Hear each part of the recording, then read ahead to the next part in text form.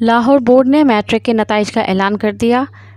Controller board کے مطابق 2,50,000 سے زائد طلباء امتحانات میں شریک ہوئے۔ 1,74,000 طلباء میٹرک امتحانات میں پاس ہوئے۔ میٹرک امتحانات میں کامیابی کا تناسب 69.75% رہا۔ سائنس گروپ میں 73.91% طلباء پاس ہوئے۔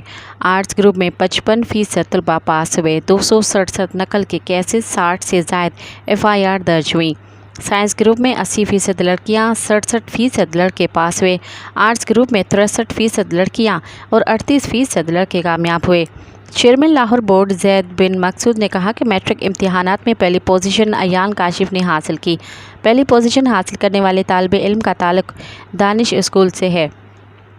میٹرک امتحانات میں پوزیشن لینے والے طلباء کے اعزاز میں تقریب بھی منعقد کی گئی۔